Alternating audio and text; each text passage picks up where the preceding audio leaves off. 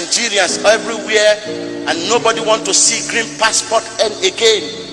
I pray one day that the whole nation will say they don't want Nigeria again. They're already saying that, my brother. There's no point going further on this one.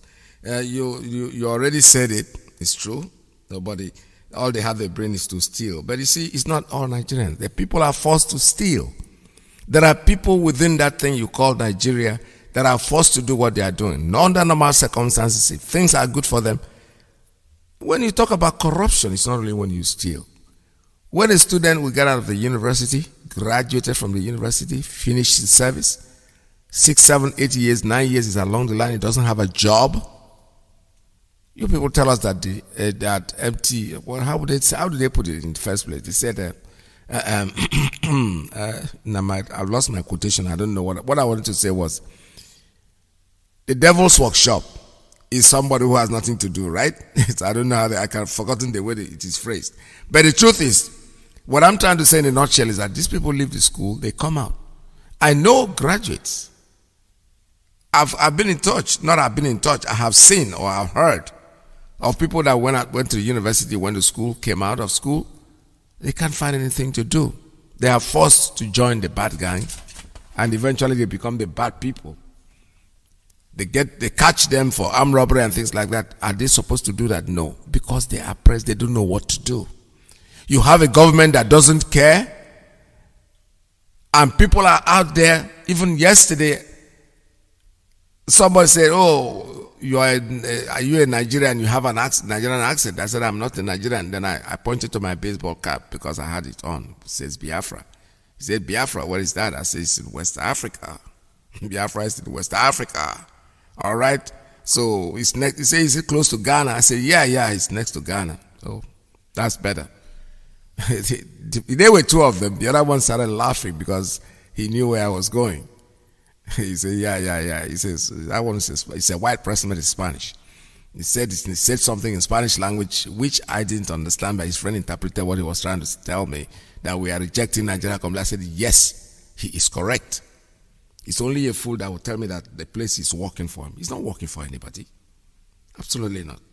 It is not working for anybody. The whole world knows that Nigeria is useless, it's no more. And our leader have told us that when it's done, all we'll be telling our great-grandchildren, if we are still there, is that once upon a time, there was a place called Nigeria. I'm asking a very pertinent question. Listen to her. She asked a question. Is Nigeria working for you? Major General Muhammadu Buhari retired, knew the solutions to Boko Haram till he finally became president. He asked ex-President Jonathan to resign because of insecurity. He cried empathetically. He promised to end Boko Haram in 3 months.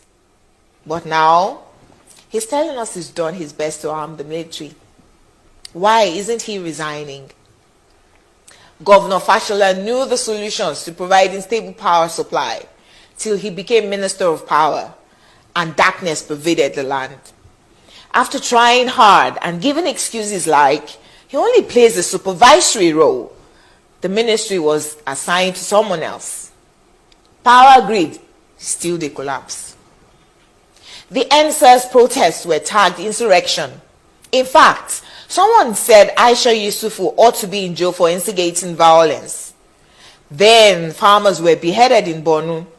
Same person asked Aisha Yusufu to lead a protest. Aren't these people supposed to forbid hypocrisy? Is Nigeria working for any Nigerian today? From leaders hoarding food for the poor, receiving kickbacks from government contracts, to farmers needing permission to go to their farms. Is Nigeria working for you?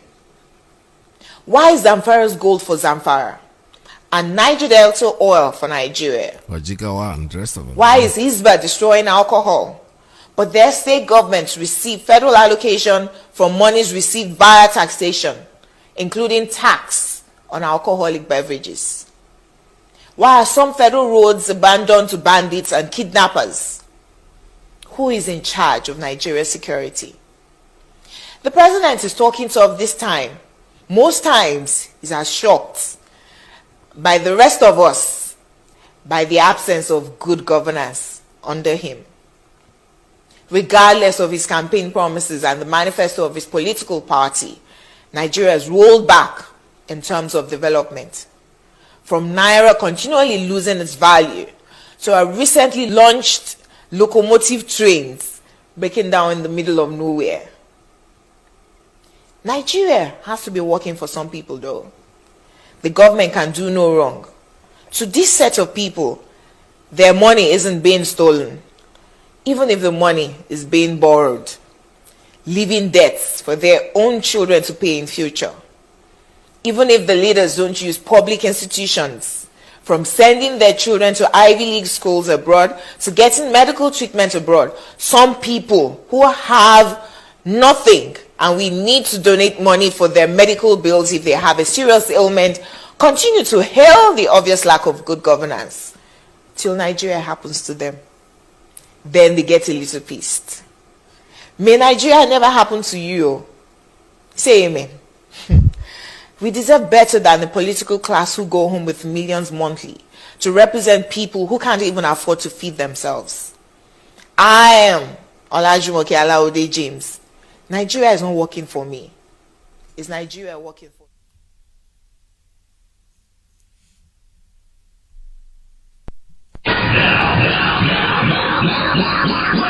Why? Set them why? All we want is freedom. It's a radio station with more. You're listening to the radio station. You're listening to this is Radio Biafra. Radio Biafra. Yeah, this is Radio Biafra USA 2, broadcasting live from New York City. All right, like I promised you, I was going to air this. I call this story because each time they sit down together, what they tell is like a joke, because they just say it and that ends it from there. Nigerians are funny people; they forget too quickly. So the point is, we want to air these things for you to, consistently for you to listen to it and be able to wake up and listen and behave like humans. She has already asked a pertinent question. Is Nigeria working for you? It's not working for some of us. Even though she said there are people it's working for. Yes, the looters. The looters. The same people who want to stay in the place and remain one and think that it's going to change tomorrow. Definitely not. Certainly not going to change. And by the way, this morning I wanted to air the program our leader had yesterday, the broadcast of 24th. Unfortunately, I don't know what happened to that clip. I tried to air it, but it could not work. For whatever reason. And also to remind you that tomorrow I'll be off air tomorrow because South Africa, they're having a special program here tomorrow. I'll be on my own time. Tomorrow is Friday, yes. So I'll be off because she has a very special program, very, very special program that I need all of us to listen to. All right, so let me go ahead and hear what the Arewa Forum, whatever they are saying, because we know that no matter what they say, we're not even saying because it's going to change anything. We're just going to say it for you to know the way we are going. We are going in the right direction, no matter what anybody does. All the Igwes that turn themselves from chief to thief, just change the T and the number C to T, and you know that this is exactly what they are. Most of them are that's what they are.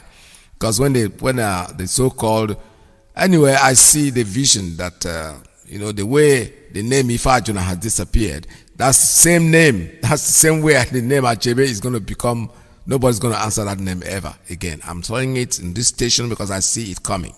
I see it coming not because I want to talk. I see it coming because history does not fail to repeat itself. Where does it come from? The same cloud. Anyway.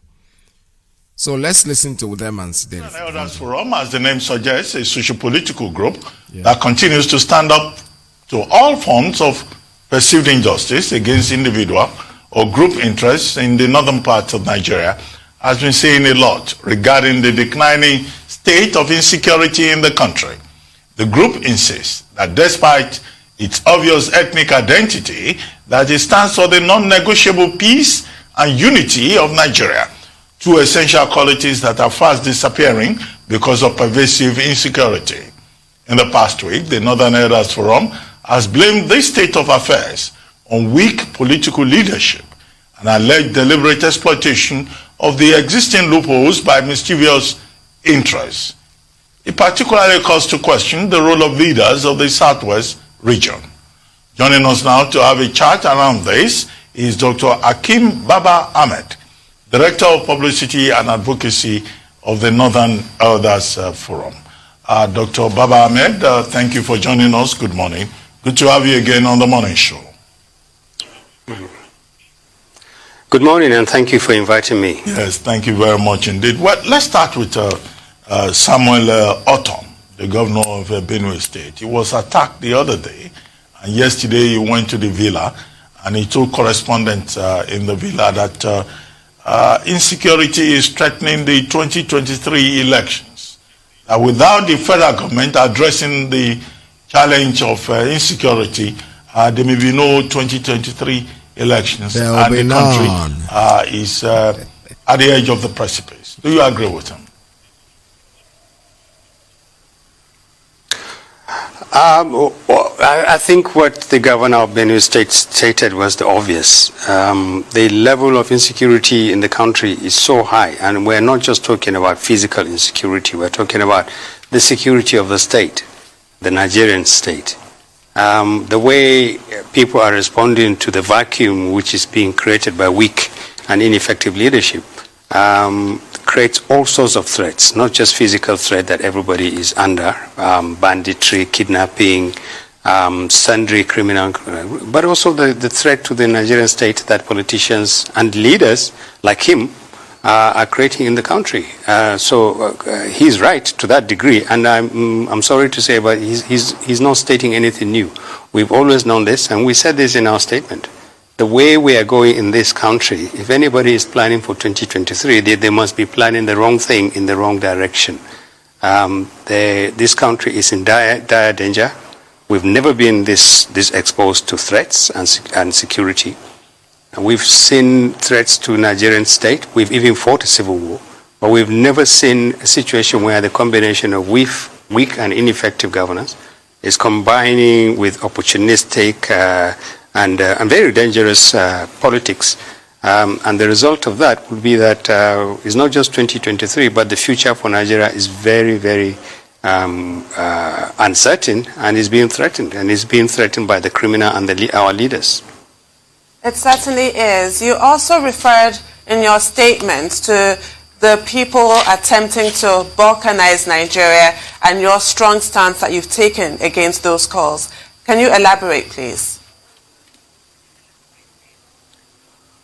Well, what we said is that there appears to be an unprecedented clamor for everybody is now talking about we want out, either we want out of Nigeria or we want some Nigerians out of our territory, we want sovereignty, we want out of the union, we have to have this or we leave.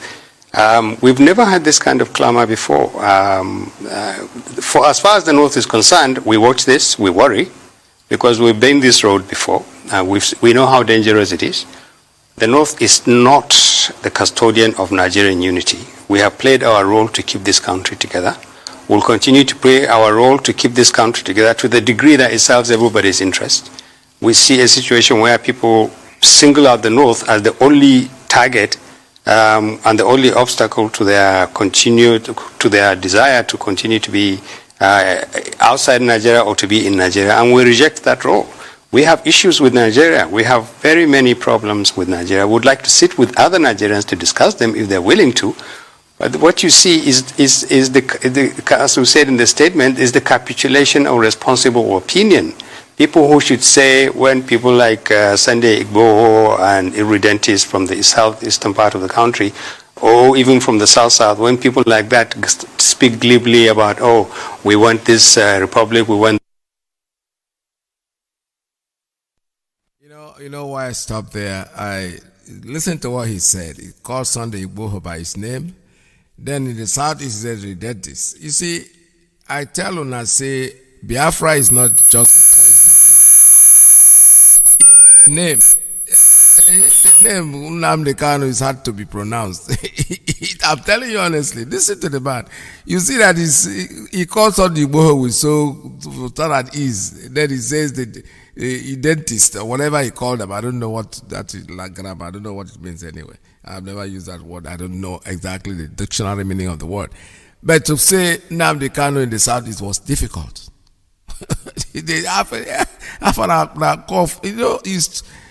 You guys should just pay attention to this. Like I said before yesterday, this was one of the reasons why I wanted to air, because I was listening to this man. He spoke very good English, and he's okay. But the truth is, to call Biafra, to mention Nnamdi Kanu is poison for some people. I'm telling you the truth. Listen to and the bandits that are terrorizing everybody in this country. Those people are now occupying the center stage, and they're speaking language that scares everybody, including the politicians who have abdicated their responsibilities. And now we're beginning to see politicians who are now aping these upstarts and these adventurers, and just see what is coming out of the Southwest now. This is supposed to be one of the most enlightened part of the country. Quite possibly the region with the biggest stake in the continuation of Nigeria.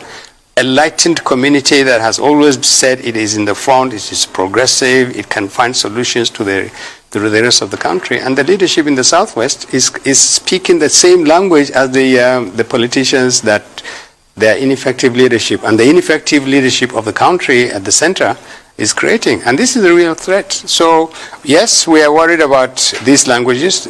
We know some of them are being targeted at the north. We are quite capable of defending our own interests, and we can speak our own language. But we don't want a situation where the north is adding to some of these rhetorics, because clearly we need to bring down the temperature. We need responsible people to speak. And in our statement, we appealed to the responsible Nigerians, don't yield this country to brigands and lawbreakers and people who are only relevant when they threaten Nigeria. Don't allow it to happen. But it appears as if we might have lost that battle. Well, Dr. Baba Ahmed, it may not be true to say that, certain voices in the Southwest have not been speaking up.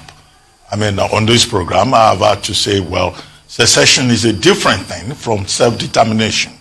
While self-determination may be a legitimate thing within a federal context, when you talk about secession, that's an assault on the sovereignty of the country. And some illiterates, have been attacking me on social media.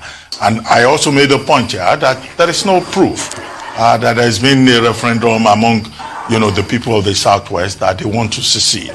However, that's another thing entirely. But what do you think of the whole idea of self-determination as different from secession? And then I don't think it's also right to make the North look like a victim, as you put it across. FUNAM, a group called the Fulani National Movement, they came out and they said they were responsible for the attack on Governor Otom of Benue State. So while we have people like you who say, yes, Nigeria, must remain the way it is, there are also other people, other forces. What is the Northern leadership itself doing to rein in such people who are perpetually, attacking and provoking that resistance to the North? Let me correct you, Doctor. First of all, we never said Nigeria must remain as it is. The North wants a different Nigeria. The North wants Nigeria to address its weaknesses, its challenges, its problems. Nobody is happy with the way Nigeria is. Our security is not working, our economy is not working, the way we live with each other is not working. We do not want to keep Nigeria the way it is. It doesn't serve the North. In fact, we are greater victims of what Nigeria is today than any other part of the country. They may not believe this, but we are Northerners, we know the situation. That's one. Two, regarding the statement by a group called FUNA, I mean, my reaction would be, please find these people and bring them. If there is such a group called FUNA, which is claiming taking credit for shooting at Governor Otom, in the name of God, find these people and bring them. Until you do that, it's, as far as we're concerned, there's words that are printed on a piece of paper and anybody can claim responsibility for that. But we would love these people to be arrested, to be paraded, and to be identified as Fulani, people who are genuinely said, yes, we're fighting. And let them say to us why they're trying to shoot the governor of Benue State. The governor of Benue State has had a lot of policies, he says in the interest of his people. Why is he being attacked now? What has he done in the last few weeks to deserve to be attacked? But if he has been attacked, and I'm not saying he hasn't been attacked, find this FUNA, whatever they are, and bring them. We do not want to protect any Fulani who is a criminal. Now, the third point you raise is all these distinctions about self-determination, secession, sovereignty. I was smiling on my way to your studio this morning when I saw a comment by someone from, I think from Ondo State, who say, no, we don't want secession, we want sovereignty for our people. I mean, the sad thing about this is that this is how low the debate has descended. It's very sad, and you have the Yoruba are supposed to be the most intellectually sophisticated community in this country, and you don't have anybody who will come out to actually say to people, be careful. This is not words that you just take from the streets and start bandying around. What is the distinction between sovereignty and self-determination? What does self-determination mean? There are people who talk about the Yoruba nation. There are people who say we want out of Nigeria completely. There are people who say, no, we want self-determination. Everybody wants self-determination. A federation is actually an expression of self-determination. It says there will be one nation with units and sections where substantially the people in that place have some power to determine how they want to live. At the same time, they are also agreeing to live in a country. That's what a federation is. Now, we want to lose our federation? Let's talk about it. But this tendency for people to say, we want it our way or nothing else, is very dangerous to them and to the rest of the country. If Nigerians cannot agree on a definition of what we want to go forward, if Nigerians think that threatening each other or threatening some abstract country called Nigeria, and it is not abstract, it's our country, it's your country, what happens in Olu affects the people in Zamfara. What happens in Katsina affects the people in Akure. That is the simple truth. We don't want to accept this, but that is the truth. This is one country. To the degree that we're still one country, anybody who offers a solution that threatens somebody else, that is not a solution. That is a threat to him, that is a threat to the person it threatens, and that is a threat to the country. The problem really is that there's a huge vacuum. There's a vacuum around governance. The government is not governing. Governors themselves are not helping the situation by the manner in which they respond. Half of them want to say that there's a serious problem with the country, but they are too busy politicking for 2023. And so they are both the solution and the problem. But the biggest vacuum is the vacuum of responsible, honest Nigerians. Now, I would like to say this, even though it may sound a bit arrogant, but the Northern Elders Forum has been consistent, has been responsible. We've offered opinions that are consistent with national interest, consistent with Northern interest, and we've always said, and it's in that statement, our hands are stretched. We are willing to talk with anybody.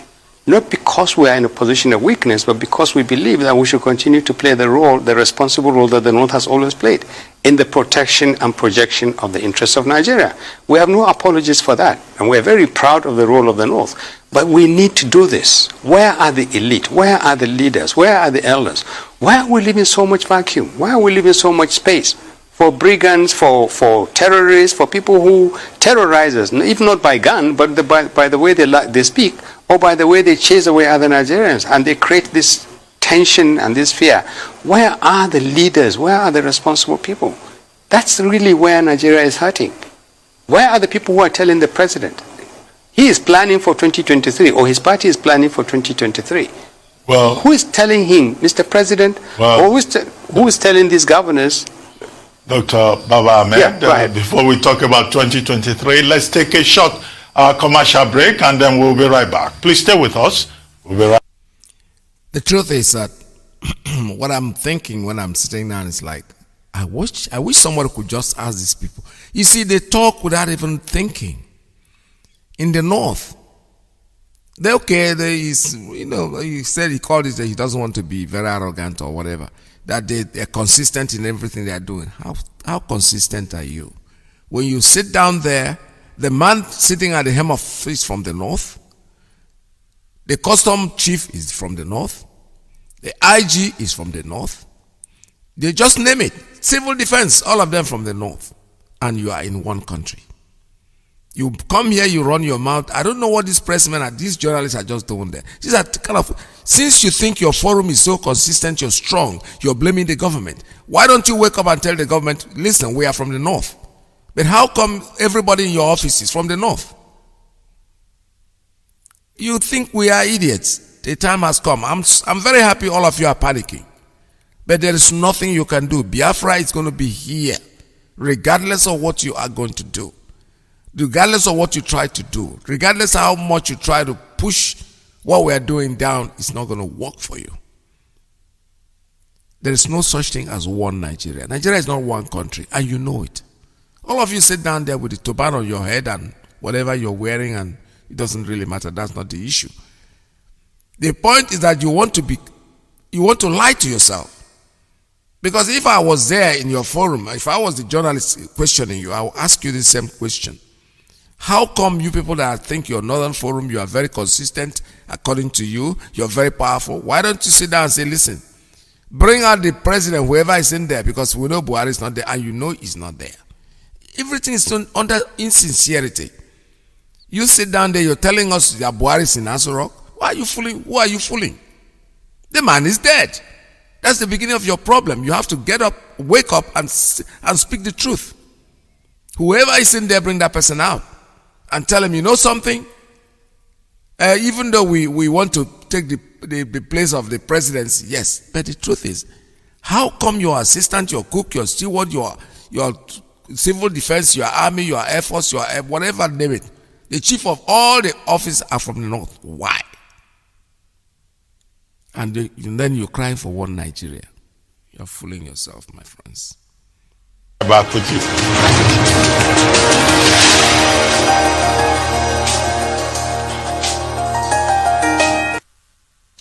Welcome back to the morning show here on the Arise News channel. Our guest is still Dr. Hakeem Baba Ahmed, Director of Publicity and Advocacy, Northern Elders Forum. Dr. Baba Ahmed, thank you very much for staying with us. You were making a point about the 2023 general elections. If you may just conclude on that before Tundun takes the next question. Well, I was saying that one of the sad elements of the way politicians who aspire to continue to lead this country are going about this is they're behaving as if there is a certain future for this country. The country is burning, and what they're doing, jumping from one party to other one. This one goes to see the president. I mean, he says all sorts of horrible things about the state of security, about the country. Goes in to see the president for 15 or 20 minutes and comes out and says, oh yeah, the president is really doing much, and yes, there is some connection with 2023, but everything will be fixed. Fixed by who? Who's going to fix this country between 2023? Our politicians do not have their eyes on the ball.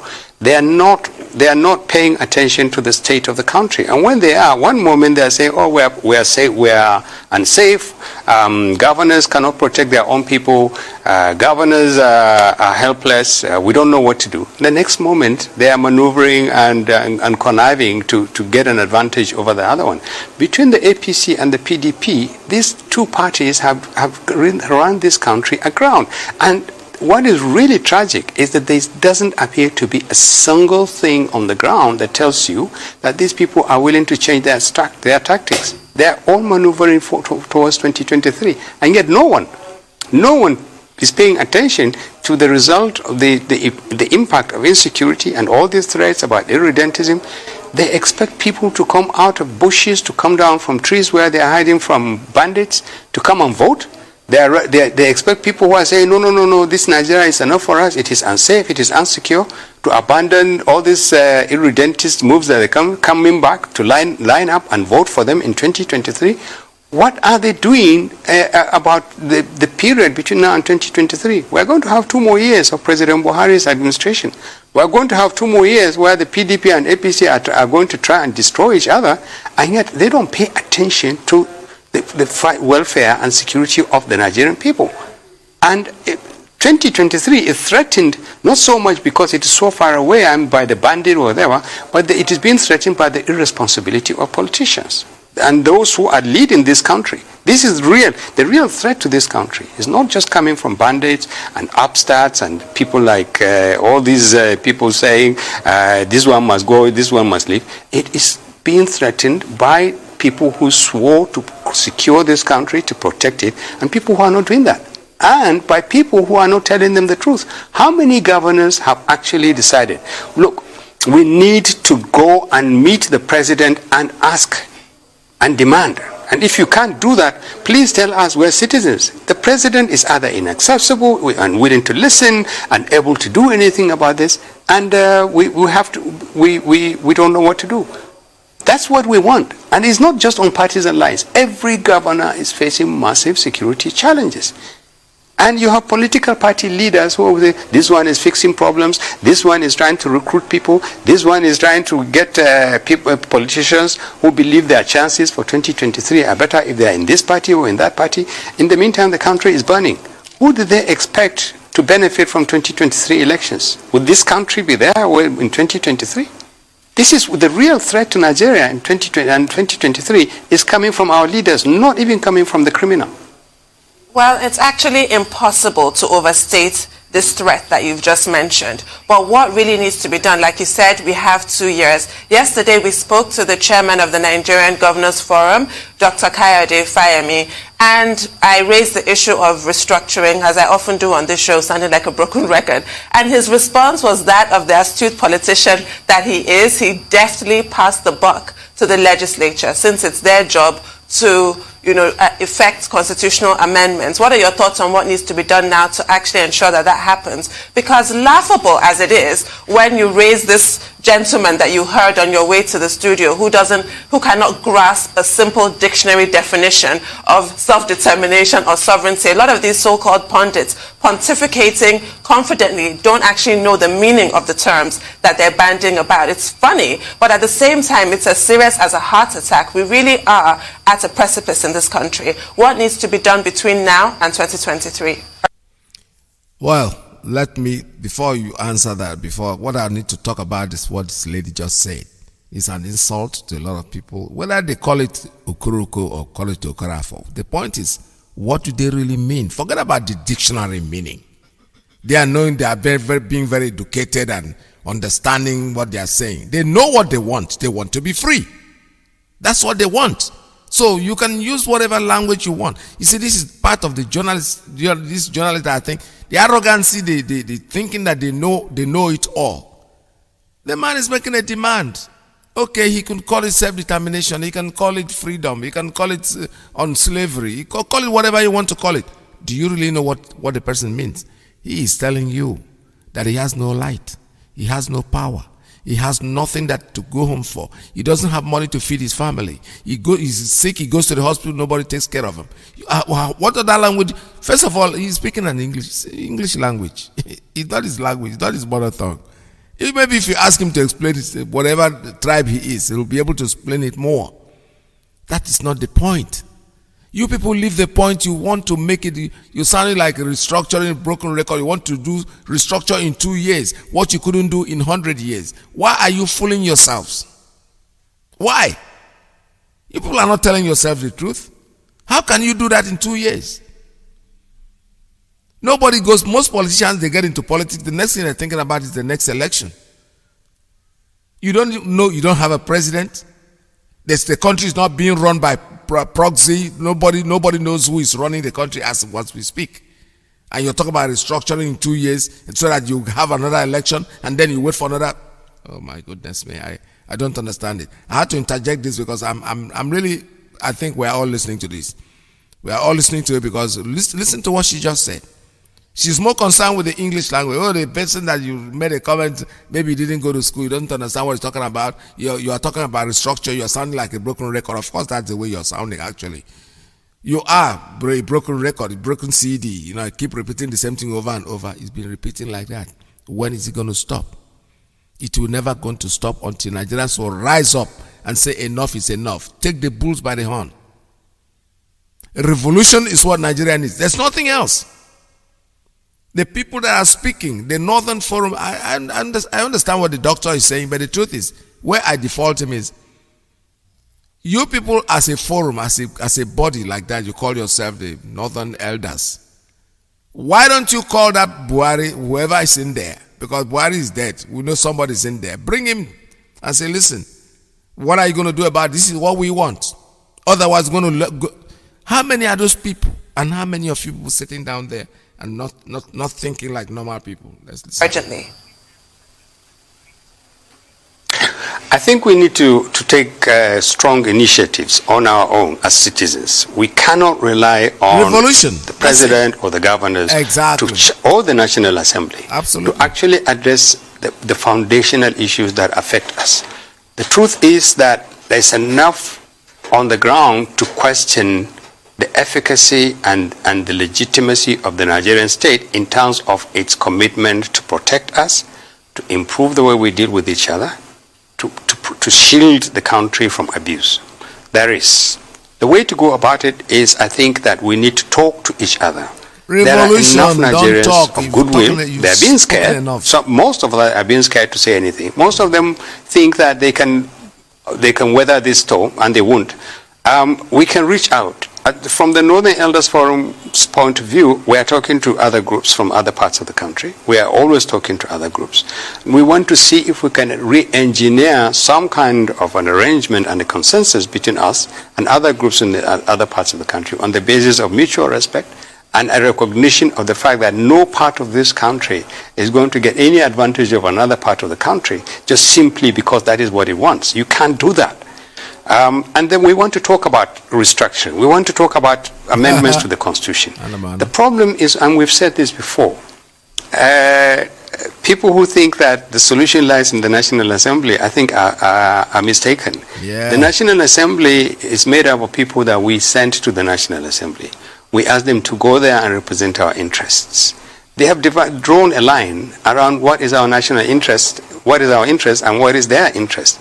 It doesn't appear to be their interest that they can actually exercise a decisive amendment to the Constitution to the point where it addresses at least the most minimal requirement. How do you address the issue of security, for instance? You have a federal system where the central government controls the police and the military and virtually everything, security and intelligence agencies. And when they don't work, it means nothing works in the country as far as security is concerned. And we know that we need to decentralize. We need to allow some kind of sub-state policing to exist. But what is the National Assembly doing about it? We know that we need to address the issue about the nature of our federal system. It's not working. There's too much resources, too much responsibility at the center. It needs to be decentralized. Would the National Assembly do this? The way the National Assembly is going now, they will eventually bring out the result of their current constitutional amendment, but we don't attach too much, we don't think that Nigerians should raise their hopes too high, that the National Assembly initiative is likely to produce anything tangible. And this is what is worrying a lot of Nigerians. They know, on the basis of tradition, the National Assembly is not exactly an activist in terms of addressing fundamental issues about the federal system. We want to go beyond this. And the first step it will be to have Nigerians talk to Nigerians. There is no law that says we can't talk to each other. There's no law that says we can't create a forum that allows us to look at the nature of the Nigerian federal system and then make inputs where it's necessary. Say to our leaders, there's an alternative to the way you're going. This is our country. We can decide through you. We agree that there's a constitution. We agree that there's a federal system. But there are 5 or 6 things that you have to do. You have to do. And these are them. You can look at them, but again, you have to remember that they will have to decide. If they think it's good enough, they can decide it. If they think it's not good enough, it dies. So this is really where the problem is. And Governor Kayo, I didn't expect anything different. I mean, he's very polished. He speaks all the right languages when he wants to speak it. But Governor Fayemi is a veteran of this kind of things, and he knows the difference between allowing the system to go through the National Assembly, and he knows the heat that is coming from under him. Well, Dr. Baba Ahmed, on that note, let's take another short commercial break, and then we'll be right back. Please. The point is that the same thing that I'm saying, they're rooting around, talking around. You know, this talking has been going on for 100 years. Keep talking and talking and talking. You talk to yourself. Nigerians will talk to themselves.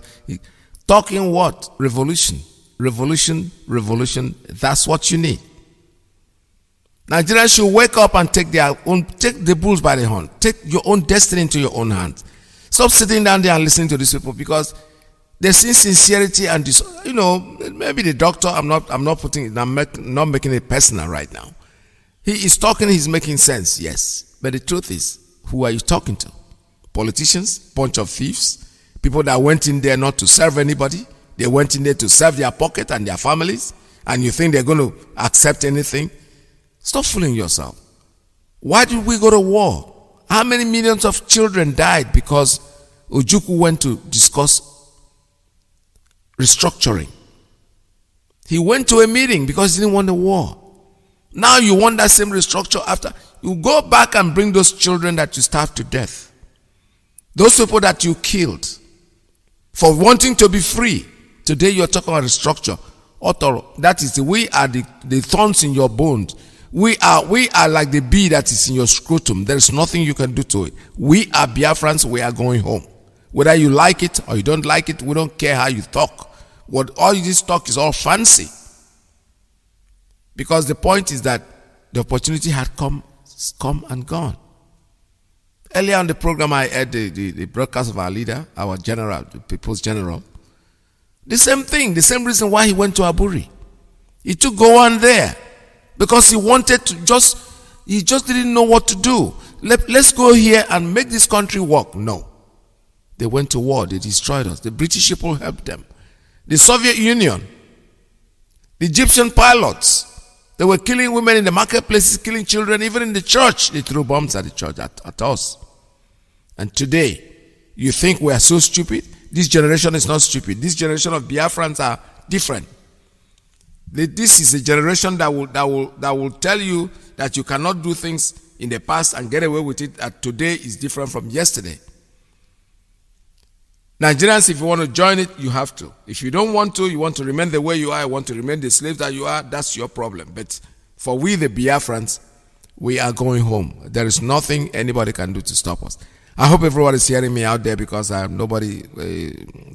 assume that everything is going on well. That's why nobody has tried to inbox me, because normally if you're not hearing me, somebody will have to say something. But now, to go back to what I'm trying to say, it is revolution or never, today or never. No time to talk. I enjoy this debate or whatever, what I will call it, what the forum is saying, what the doctor is saying. But the truth is, pull the bull by the horn. Everybody is guilty of what you're talking about. Every one of you sitting there, in your turban on your head with your agbada and everything, you are guilty. Because you can wake up and call whoever is in Asurok, bring him to the front and ask him a pertinent question. If you want Nigeria to be one, why do you have your Air Force chief, your IG, your deputy IG, your WAF, just name it, everything? How come everything is to us? So you are a different country. Nobody's jealous in that. Nobody wants to take that from you. You rule your Nigeria, be your Nigeria that you are. We are Biafrans. We are not part of your government, and we want to go. Whether you like it or you don't like it, we are not going to go anywhere. We're not going to go away thinking that we're going to stop what we are doing. You are wasting your time. Because if you know what we are IPOB, and that's exactly what we are. We are not like other people. We are not absolutely like them. Because as I once reminded you before we came, there was nobody like us. That's right. Now that we are here, they pretend, they copy, they emulate, they fabricate falsehood. But they can never be like us. Long after we are gone, they will wish we lived forever. IPOB is very special. Exceptionally special. The largest mass movement in the whole world, bar none. And we did it because Chukwokika Biama is with us. We did it because Chukwokika Biama created IPOB himself. And we are here to pilot its affairs. We will not prevaricate. We will not stop. We will not slumber until Biafra is fully restored to its former glory. Anybody in doubt as to our resilience and our determination to restore Biafra is not only mistaken, not only misguided, but needs to see a psychiatrist. Because we are not stopping. I am a Nnamdi Kanu and I don't stop until I get what I want. The National Assembly, and he knows the heat that is coming from under him. Well, Dr. Baba Ahmed, on that note, let's take another short commercial break and then we'll be right back. Please stay with us.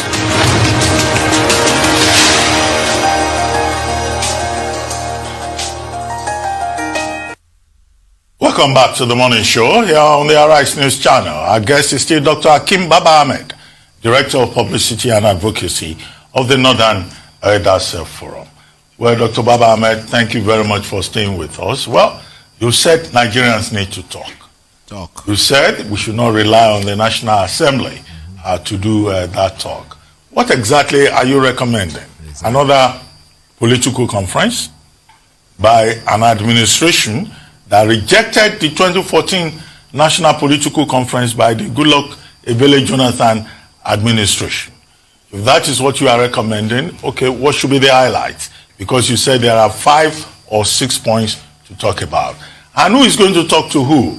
Because in the course of this conversation, you've been putting down Southern leaders. You say Southern leaders have not been talking, the North is ready. Is this same Southern leaders that the North who would like to talk to? Over to you. We would talk with anybody who wants to talk, and we've been talking to Southern leaders, actually, incidentally. They know themselves. There are socio-cultural groups that we've been engaging. Call their names. We will continue to talk with them, where the chances are good that maybe we would survive the new self-appointed leaders of the ethnic groups. You know, when you want to lie, when people want to tell lies, they start saying, I don't want to. Why don't you want to call his name? This is serious. Tell us who you have been talking to, so we know the sabos in our area. Why are you hiding their names? Huh? Tell us. We want to know. Because if what you are doing in sincerity, why do you need to? Don't tell him, it's come to tell him something. There's something I want to tell you, but don't tell the other man. You're not telling the truth. If you are speaking to Southern leaders, tell us who they are. Because they are supposed to be people who are speaking on our behalf. Why do they have to talk in secret? Our secret society couldn't name it now. Because the people we are talking to are saboteurs. We want to know who they are. Because I know that if you open your mouth tomorrow to talk to our leader, Mazi Iyke, he's going to come on air and say it. He will say it and blow it out. So if you know there are people you are talking to, call their names. That's what we want to know. We want to know who you are speaking to, because this is a very pertinent question I need you to answer. Who are organizing 1 million man march to leave Nigeria, or the irredentists from the southeast who just don't want to talk, they want out. Let me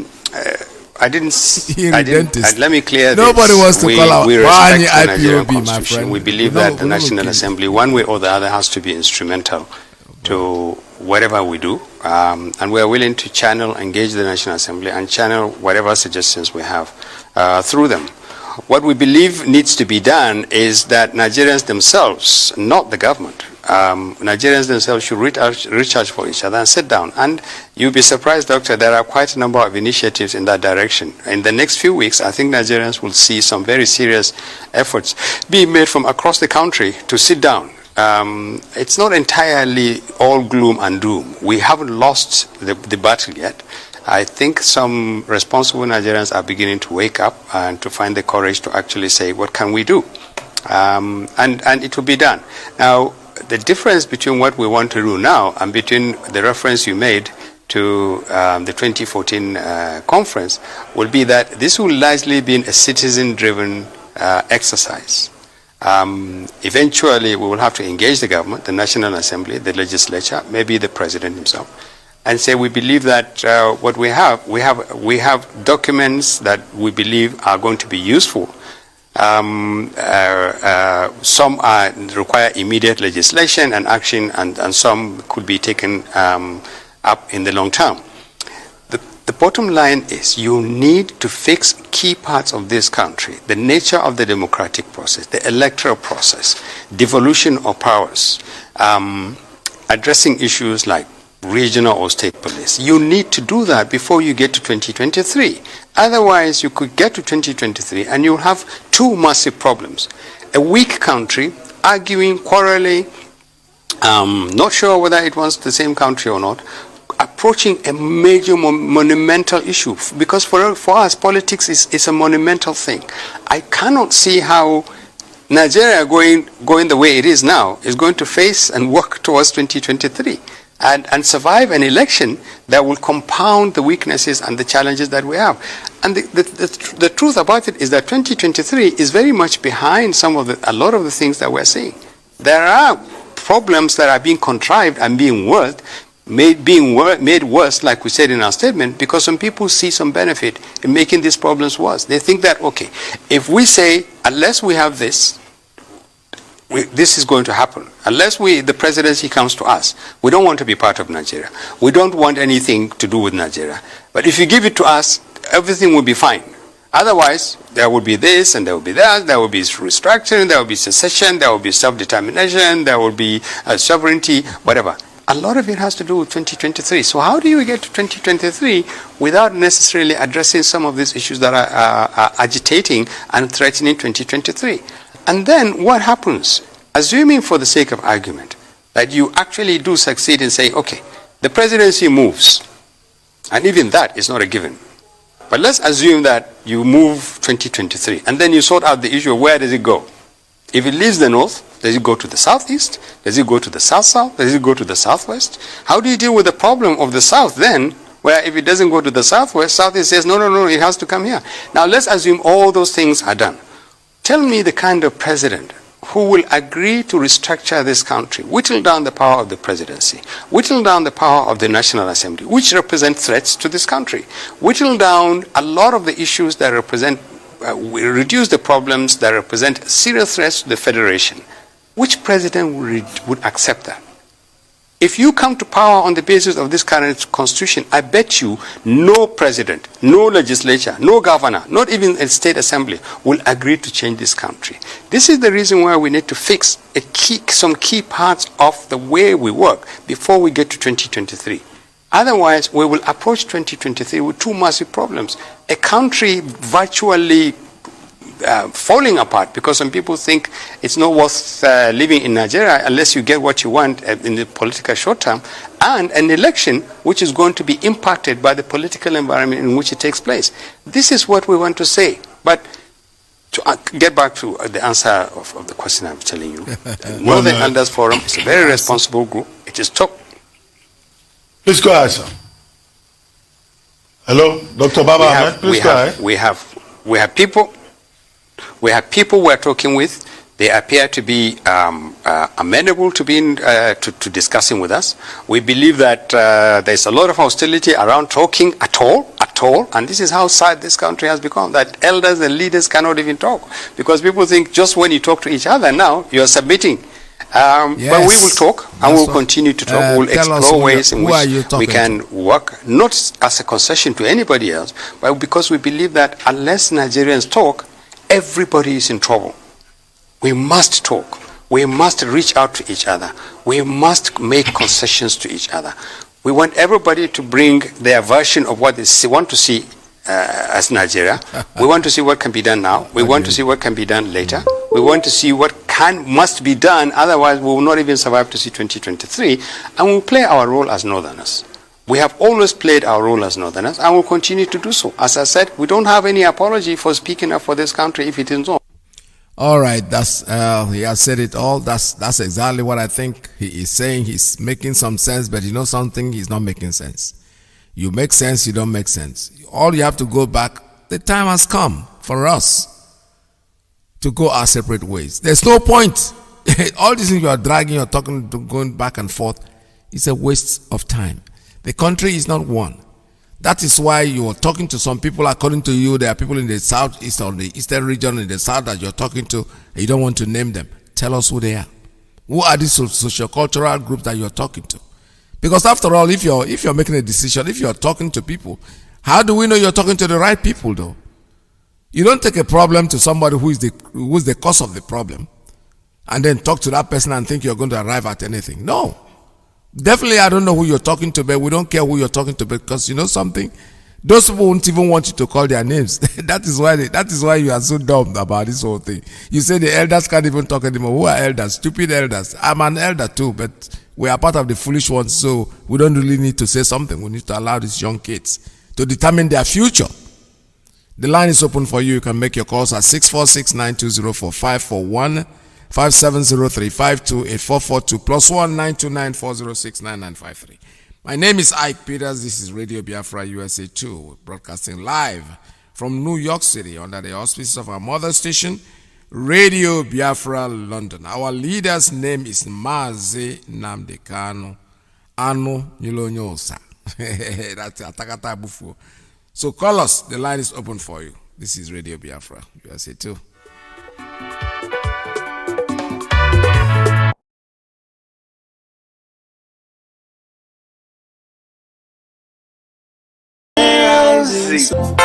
There be no place for evil men. They take Biafra because all evil men will run away. All you evil governors, all you bad politicians, listen to my voice. Biafra is coming very soon. Are you heartbroken? Your house, I got a good news for you. Biafra is coming very soon. Mama, cry no more. It's the home of the tiger, and Amibo is the home of King Tiger for Pobo. Mazi, thank you so much for what you do for Biafra. Thank God Almighty for Mazi Nnamdi Kanu. Yes, Mazi, I listened to all the things, the program that you just played this morning, and the only thing that I want to tell them is what our onion do. That is Dim Odmegujuku said. What we are fighting for the self-preservation. That self-preservation is our life. Because if our life is in danger, we do not care about whatever they want to do with Nigeria. The issue is that Nigeria, that name Nigeria, has been a poison to the Biafrans, to our children. Mazi, starting from the time that this country was formed, we have been the sacrificial lamb in this country. As far as Nigeria is concerned, no matter whatever they do, no matter the massage, no matter the type of manipulation they do, even if they recreate it in any way, it's still going to be our burial ground. The thing that we have decided that it is either we are in or we are out. And then we are out because we can never live in this Nigeria again. Nigeria has been nothing but a poison to our children. Intentional extermination of 5.5 million children. Nobody gave an account of it. There is nothing that they said, okay, let us come and then, apologize for all the atrocities and abomination committed against these people. Not only that, since after then they have the impetus. They kill our children at will. They just take the organs of our children and sell it to India and China. Everything they do is just, our women are raped. Rape our women, take our women in front of us and rape, and then asking us, what can you do? That is the thing. Anybody that is of Biafran extract, who is thinking that Nigeria is going to be good for him, you know that person needs to go and see a psychiatrist. So Nigeria, we are out. We are out of Nigeria. There's nothing they can say. It have not started. They think that it will be their way or the highway. But the way it is now is one thing. We have made up our mind that we are going, and we can never, ever be in that Nigeria, because Nigeria is nothing but a doom. So what I'm doing now is that I'm acting and I'm calling all the people, all the youths who find themselves in Nigeria, because their destiny has been stolen from them. Look at all these people that are ruling Nigeria. None of them is more than, less than 60 years. And then ask 60 years plus 30 years. That is 90 years, if they can live up to that. So why are they doing all these things? The issue there is that we cannot, just like when you have the meat in the mouth of a lion and then you want to get the meat out of the mouth of lion, then you know what it's going to do. So these are lions. You can never take, these are the source of their income and everything that they are doing. So my issue there is that we, Biafra, please don't play to all this gallery, because we are gone already. He don't need to fight, fear any fall. Let us take the matters into our hand Just take your knife, take your everything that you have. Defend yourself, because Nigeria, you see today, you will not say it again tomorrow. So I am calling you, if you are a Biafran, even if you are not a Biafran, we have our security now, and this security is our security, and this thing, the security of the people, by the people and for the people. There is no two ways about it. Our people, please support the security, that is the Eastern Security Network. And not only that, for this spirit of avengers, the spirit of avenging that will cause the unknown gunmen, please support them. And for the media that give us all this good news that we hear every day, we need money. So I am begging you, if you want to do this, I will urge you to please go to our website, www.ipobinusa.org, www.ipobinusa.org, www.ipobinusa.org. If you want to make donation to ESN, you have to go to www.ipobinusa.org. If you want to say thank you to Nnamdi Kanu, you have to go to www.ipobinusa.org. If you want to make donation to Biafra, you have to go to www.ipobinusa.org. Thank you, Mazi. God bless you. God bless you too. All right, thank you very much. This is Radio Biafra. We're still taking calls at 646-920-4541, 5703-528-442, plus 1929406-9953. I have a call coming in on straight line. Caller, good morning. Tell us your name and where you're calling from. Good afternoon from here. Mazi Iyke Peters, welcome to the program. Oh, because when you were Mazi Iyke Peters, my brother, good afternoon from here. It's your brother, Mazi Iyke. Welcome to the program. Calling from Austria. There we go. Yeah, Mazi, thank you so much for your steadfastness and your hard work, working up every day to make sure that you bring this gospel to your people, so that we will know what is happening, because the Zoo media and their broadcasters, all of them are liars in a very high places. So, Mazi, I say, may Elohim Chukwu Kabiyama bless you, and most especially, my special condolence to our leader, Mazi Nnamdi Kanu, that lost his mother-in-law. I say, may Elohim Chukwu Kabiyama continue to give him every fortitude, and also his wife, because this woman has passed through a lot. We will not forget to ask her to continue to work strong, and the Chukwu Kabiyama bless them and give them every strength they need to be able to come over these issues. It's not really easy. So, Mazi, concerning what the issue of today, I've been listening to all the interview this man from the north is talking about. Mazi, if these people, if they like, let them go heaven and earth come down. You know, we are holding these people in a very bad place. You see how they are jumping like frogs. They know that we, the Biafrans, we can never ever shift from this place we are. We can never, because the worst thing that will happen to our people is to capitulate in this issue. If we try it, we are finished. So if they like, let them go and bring Angel Michael. Let them go and talk to God. All we want is completely the solution of that country. We want to go out of Nigeria. We are not Nigerians, for God's sake. We are Biafrans. We want to go to the promised land, to the land where Elohim Chukwu Kabiyama has promised us, where everybody will have the same chance, where law, equity, justice will reign. This is all we want. A place whereby there's nothing like this is the son of the big man or son of the poor man. No. Anything you are merit on, we'll give it to you as long as you can be able to do it. So whether the Nigeria like it or not, Biafrans, we are completely made up our mind. We cannot belong to that country anymore. And I'm begging our brothers from Oduduwa, they should stand up this time. If they miss this opportunity, they cannot get it again. People of the Middle Belt should also wake up to liberate themselves from this dungeon that British join people that they never ever ask them if they want to belong here. We cannot continue like this, Mazi. Look at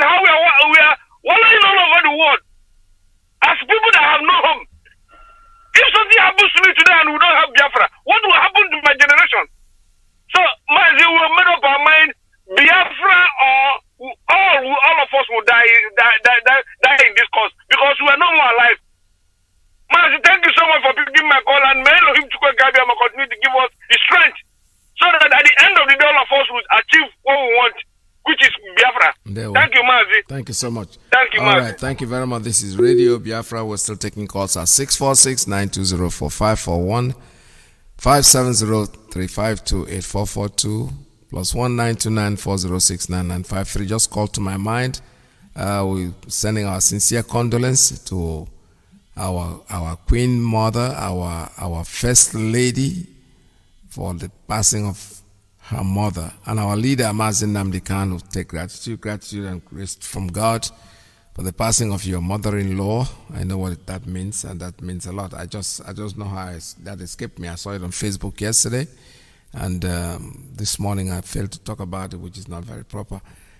May her gentle soul rest in perfect peace, and the families, I'm sending our sincere condolence here from Radio Biafra USA too, to the entire family, Fogechi, Opukano's family, and I hope she takes condolence in the Lord. Her mother has been a very good woman, a great woman, and the woman, I never met her, but I know that the way Asina Agwaram with Fetologonogo, the way the daughter has treated us in this our struggle, I know that the woman that gave birth to her, she will just still be like her. All right, so interesting, but I will say, may her gentle soul rest in perfect peace. I have a call. Let me take this one. Caller on signal. Are you there? Tell us your name and where you're calling from. Good morning from here. Good afternoon, Mazi Iyke. Welcome to the program. My name is Onyedikachi Ejase. I used to call from Neu-Ulm, Germany. Welcome. But right now, I am calling you from Zurich, Switzerland. Welcome to the program. Yes. Yes, Mazi. Mazi, you see, this idiot, all these old circumcised Philistines, I don't, what makes me to call is, he called, those people, those Rhodesia people, how did he put it? I told you that that word is irredential. That's what the word they used. I don't know what that means anyway. Mazi, that makes my head. She makes my head to scatter. Mazi, these people think these people think it's joke. Mazi, my own thing. If I'm Mazi Namodekan, all these things would have been, in fact, Forgangenheit, past tense. In Dutch, they call it Forgangenheit. We would have destroyed all this zoo one day. Mazi, for my own one day, it is time for we to show these people. At least, can we have him? Can watch one day? We are so. Mazi, we have suffered and we are still suffering everywhere. Nowhere is safe for us. Mazi, I live in Germany for 8 years. Mazi, I make a zoo with our Biafra. This is 3 times they reject me. Now they chase me to deport me. That was why I left it there.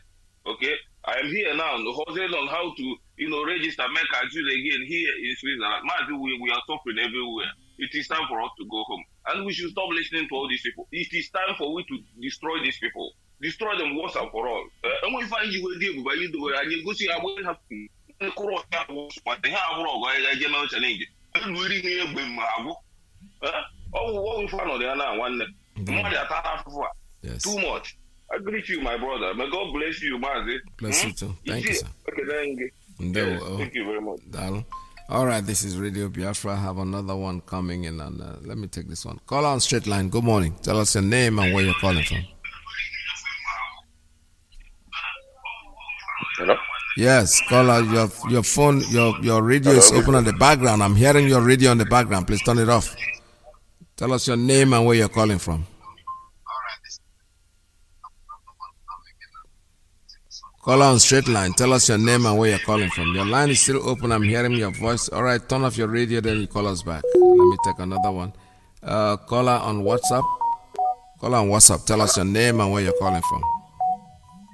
Good morning, sir. My chairman, Are you on WhatsApp? Speak up. We're not hearing your voice. Oh, okay. I said good morning, sir. Welcome to the program. First of all, Mr. Oyendu, the Light of Africa, my condolence to your mother-in-law and to our First Lady who has been standing by all of I don't know why your line is not sounding. Your phone. You put your mouthpiece on your phone because you're sounding on the inside. I don't really know why that is. Can you hear me now, sir? Yes, go ahead. Okay. I say my sincere condolence to Mr. Oyendu and our First Lady. So here's my point, sir. I don't know if you can hear me, sir. I'll quickly say what I want to say and I'll drop the phone.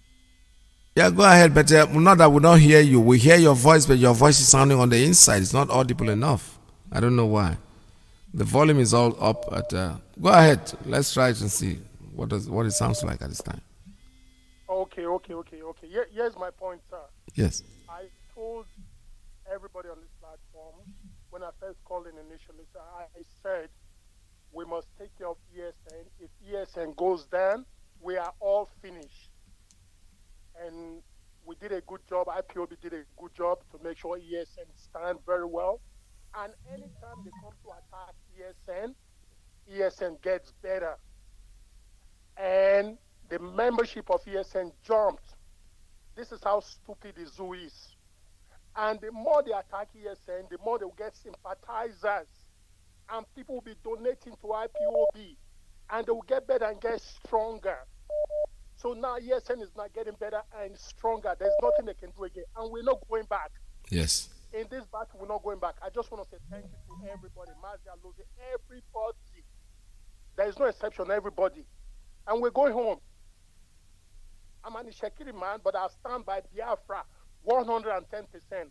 Thank you, sir. Yeah. To everybody.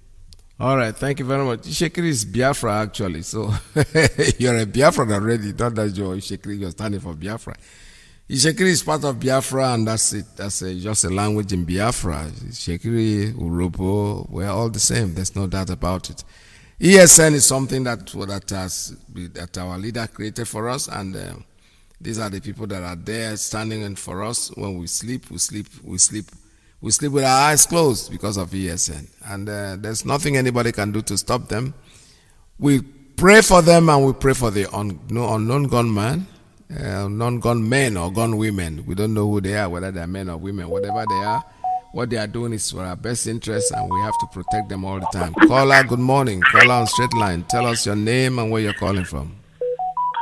Mazi Iyke, welcome to the program. I remember. Welcome to the program. All right, sir. Biafra Salvador. My name is Chijoke. I'm calling from Maryland. My submission this morning, actually, the tone of this struggle has changed. Yes. To what I tagged as madness. If that madness, you see the clip you played. Yes. Why that man is talking on a low tone? Because he has realized that there is madness now. Yes. And these people have only one tone. Only one tool. Only one tool. The stooges they have in our land. You see, they have planted all these politicians and all the traditional rulers because they feel that the only way they can hold back our wings now is either through politicians. After all, senators, they have brothers, they have this, and they will not allow them to be. Look, I am unknown government. God help una. God bless una. Anyway on a day. Yes. The angels, God, please. There is fear in any police. I don't think there's any policeman that will comfortably walk in. Even if the Igbos now or the Biafrans, they can walk comfortably in Biafra land now. Yes. Coupled with soldiers without having at the back of their mind, today maybe I might not come back. The same thing should go to the politicians, mainly the governors and the traditional rulers. If they are chased out, if the unknown government, if God, please help you people should redirect your mind. These people are the only two. They are the people inviting the killers.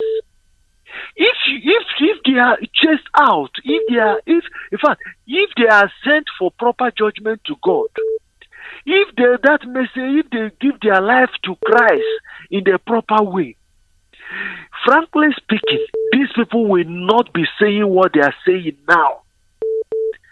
They know if you want the man, anything he say that the politicians, the leaders are not talking in the South. They are not talking. Because it's a way of telling them, man, you people are the only one we have now.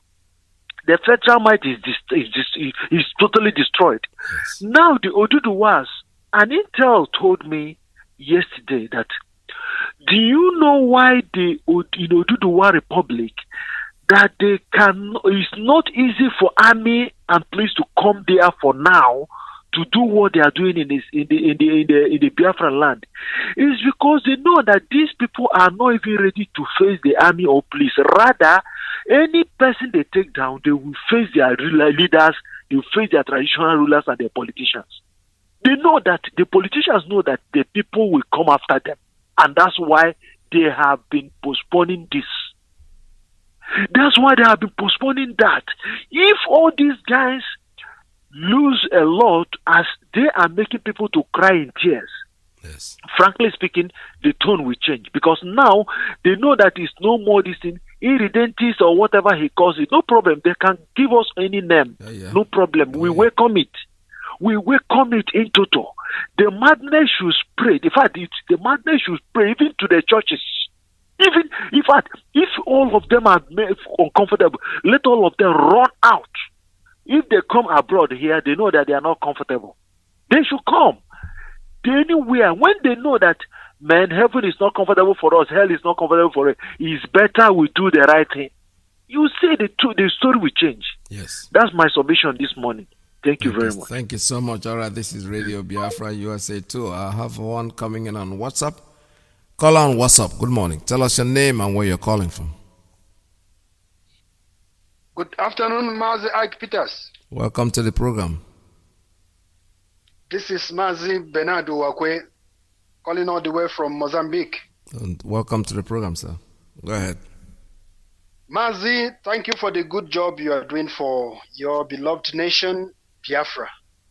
And our condolence to the late mother of our leader's wife, and on behalf of the Biafrans in Mozambique, we pray that Elohim will comfort and console the wife of our leader in the person of Uche Chikanu.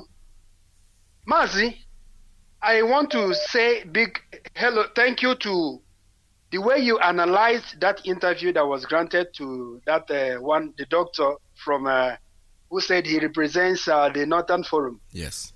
You know, this man really, he knew the truth. He knew the truth, and he admitted that the leadership of that contraption has failed. Yes. And now, when the leaders of a country has failed their populace, what do you expect?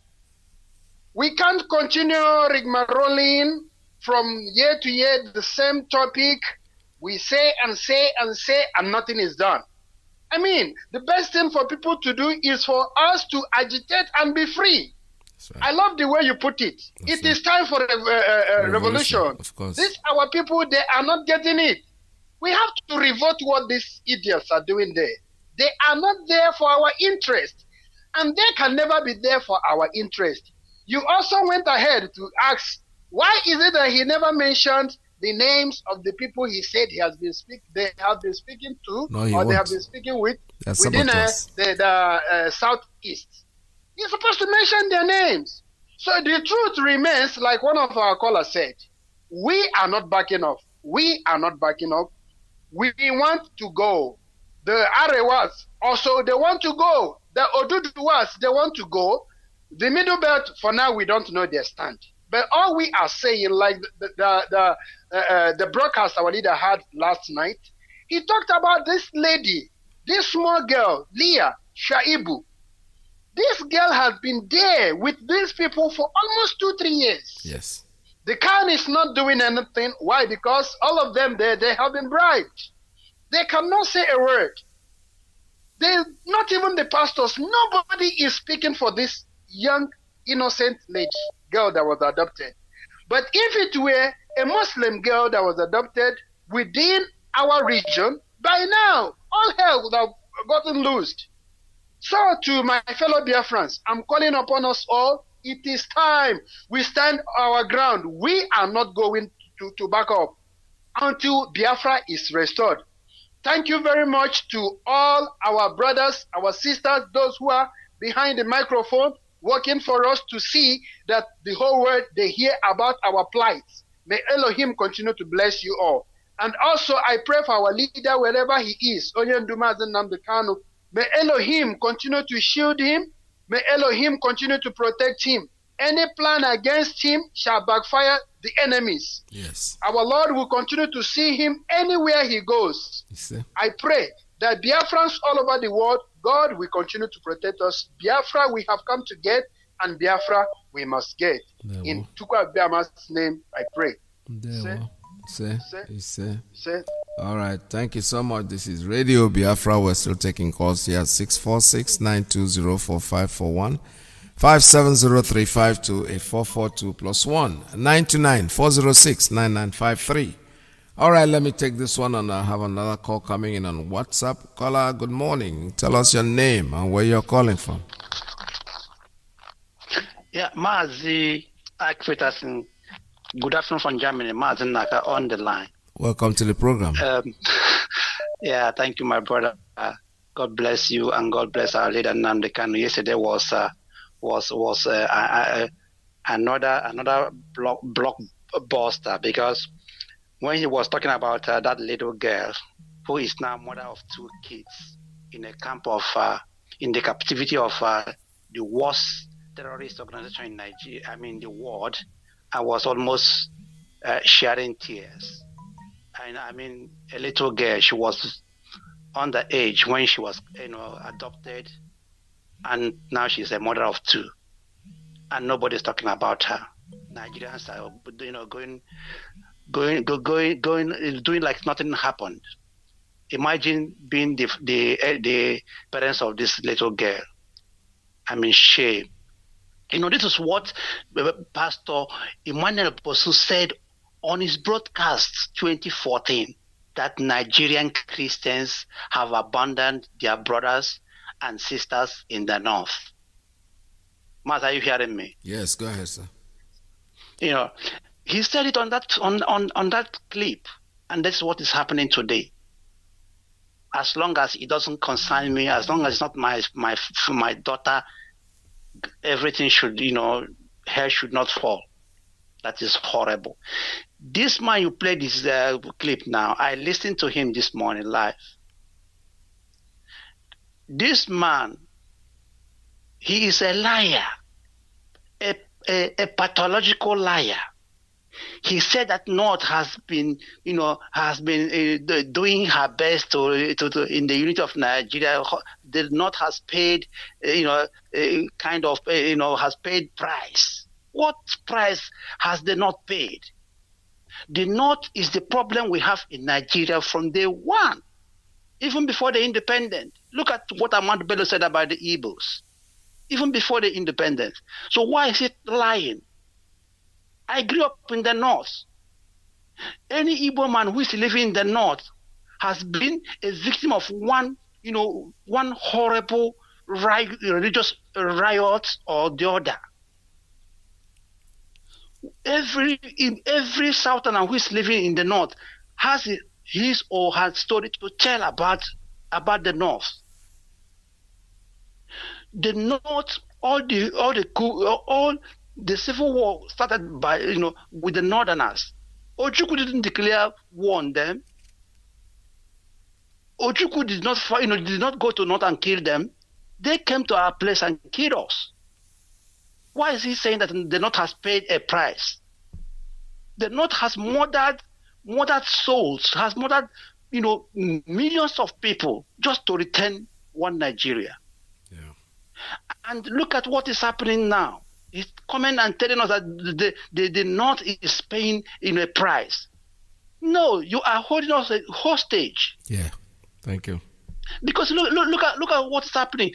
If the North really wants one Nigeria to be okay, why should they take all this, the whole military and police headquarters to the north.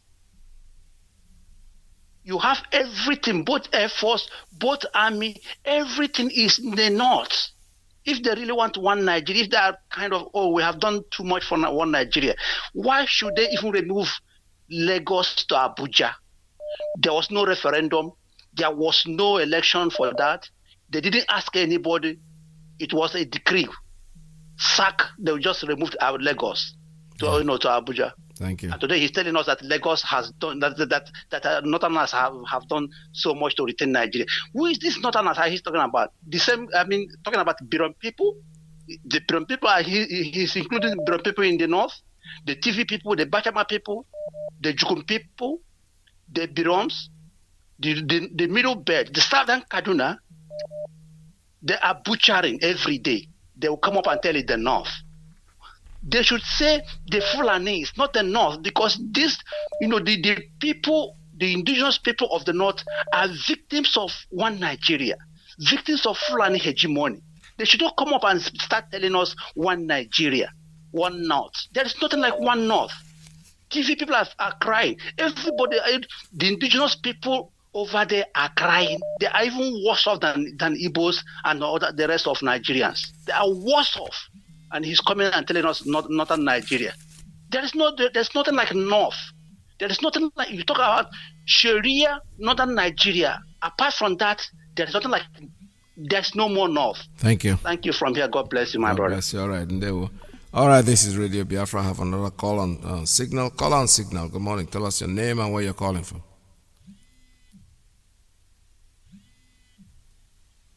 How are you, sir?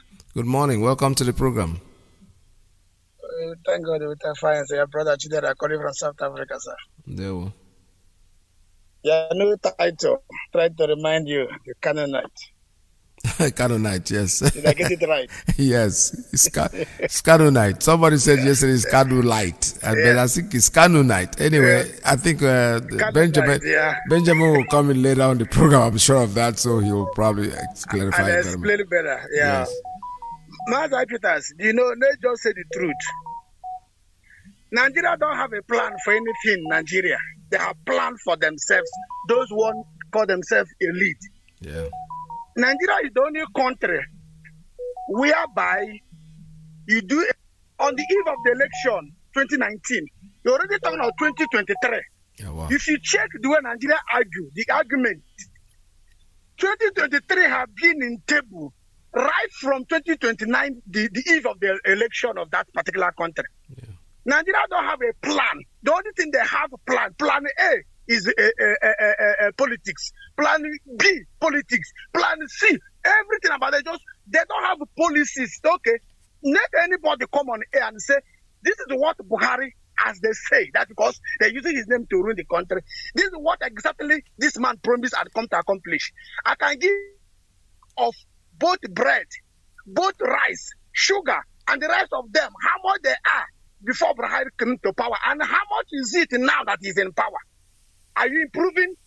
You can blame it or anything, but why must everything be rocketed to that extent? Even the security they try to manage is completely collapsed completely. Is completely down.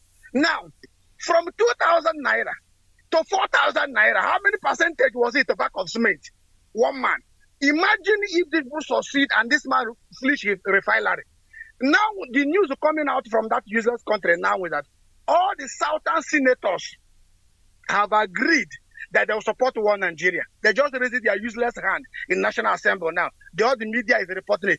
Why are you now, you say, then how do the people get to where you are now to say all this? Who did you consult?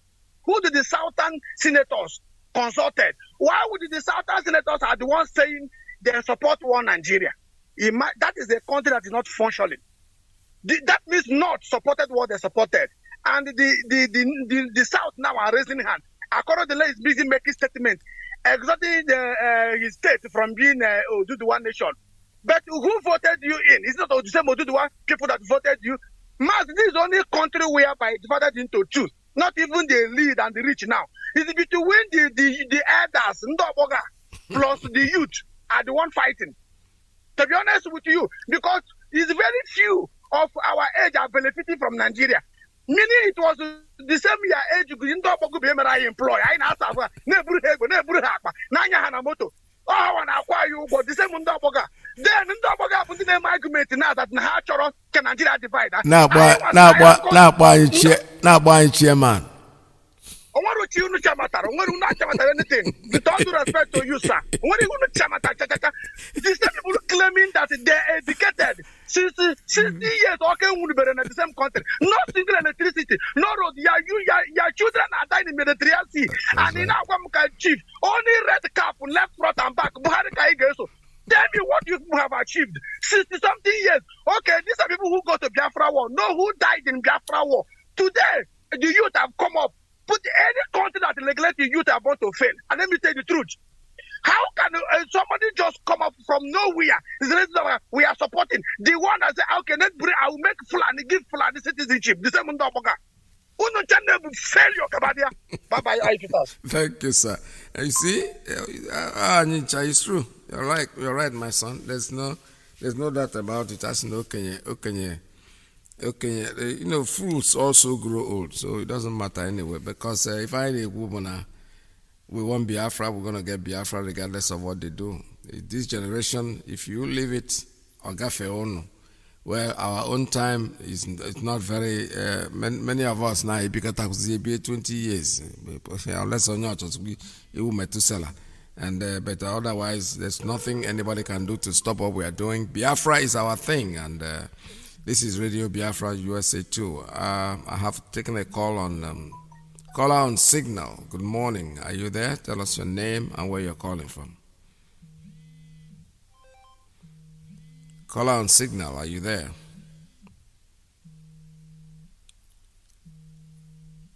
All right. I think caller on Signal is not coming through. Maybe I have to try another line at this time and see if it's going to work out. Let's see. I have call coming in on WhatsApp. Caller on WhatsApp. Good morning. Tell us your name and where you're calling from. Please be brief because our time is running out. Many people want to call. Tell us your name and where you're calling from. Yes. Good morning from here. Yeah. Good evening here. Mazi Iyke Peter. My name is Chisom Ejike. I'm the one that called you last time about what is going on in Malaysia. I made a voice record for you. Okay. But I think you never see them. I sent them that a day before. All right. Now that you've told me, I'll look for it at the end. You use the same number, right? Yeah. The same number, yeah. All right. I'll check it at the end of the program. Okay. We'll check it after. Okay. Well, my own submission here is that what I want to say about the Dr. Ahmed that called us irredentants, or what did he call us? We are not irredentists. We are not claiming Biafra. We are Biafran. How old are you? Doctor, you are more than 70 years or you are 70 years. How old is Nigeria? So we are not irredentants because we are not claiming Biafra. We are Biafran. Nigeria are just 60-something years. We have been Biafran before Nigeria. I want to ask you, doctor, how old is you? How old are you? You have been in this earth before Nigeria were created. Before Nigeria independent. So I don't know why you are calling us irredentists. That is not what we are. We are Biafrans. Okay? What I want to say again is that both senator, both cake to eat. This is your last cake eating now. After now, you will not even come out from your hideout. All your escort will demolish one day. All your escort we vanish one day. So everything you have is now. The highest office in every country is the office of the citizen. Is the highest respected office in every part of this world. So you cannot come out in National Assembly without the opinion of your people. You come out and start telling people that you supported one Nigeria. We will not be like that because you people are calling us ants. We are not ants. Power belongs to us. And that revolution is time for us to take what belongs to us. Either all of us go down. We know that we are not living again. Than you people to mess on us again. Pour spit on our grave. It will not happen again. That is my submission. God bless you, sir. God bless you very much. All right, thank you so much. I will listen to your program later. The message that you sent, I've taken down your number and I'll be on it. All right, caller on a signal, please. Good morning. Tell us your name and where you're calling from.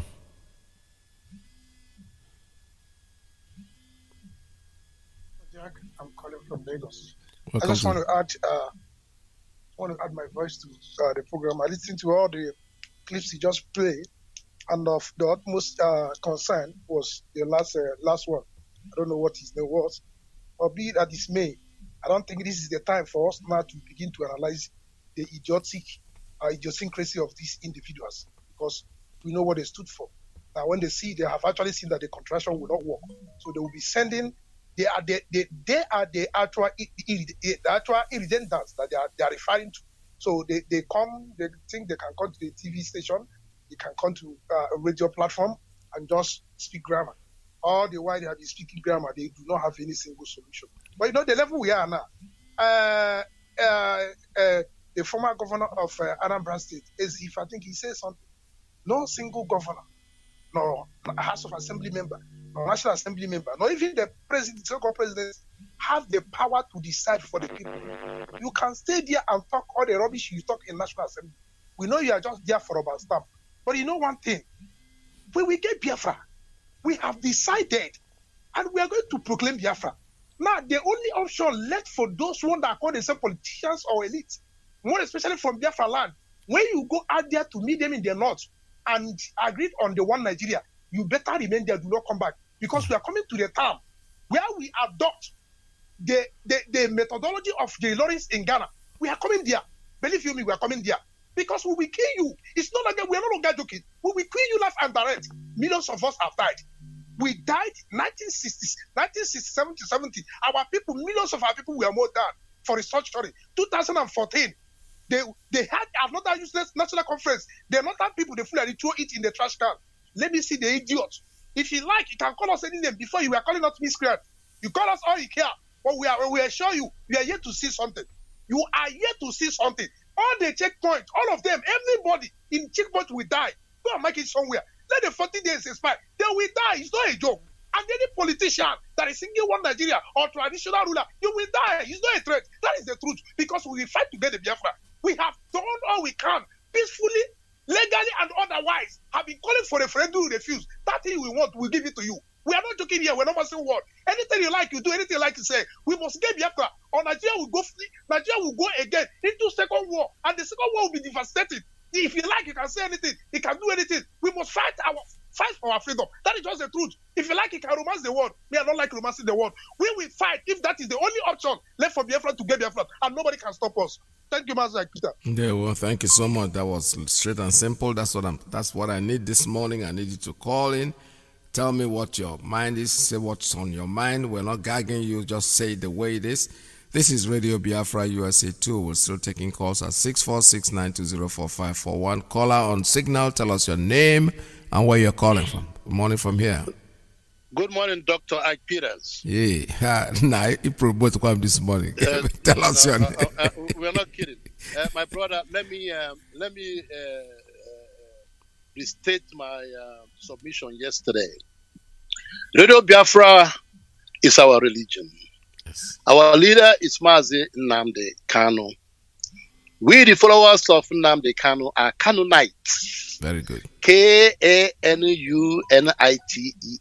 Kanunites. And I derived it from the history of Jesus Christ. Yes. When he came with his New Testament religion, he had his followers of Christ.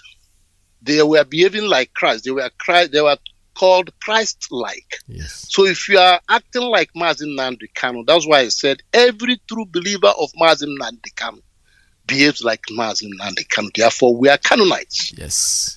Radio Biafra is where we worship. Radio Biafra is the university radio of Biafra.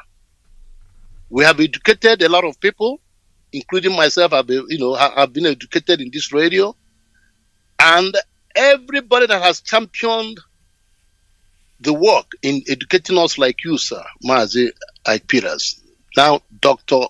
Ike Peters, wow. like Dr. Alozie, Biafra will award you guys the doctorate degree of mass communication.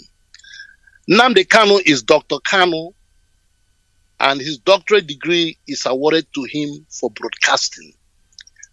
I am serious about this because this radio university has given knowledge to a lot of us who are willing listeners. We have learned so much, and with the truth that is coming from Radio Biafra, we are destroying Nigeria. Yes. Now, let me come back. Let me go to the narrative and the Dr. Ahmed. I was surprised a lot of people this morning. Irredentism is not a bad word. It is, or being an irredentist, the noun aspect of it, irredentism is also now. Listen, anybody who is agitating for a separate entity for himself, claiming either from historical facts, like we are claiming Biafra has been in existence, and now we are trying to reclaim our land. We are irredentists.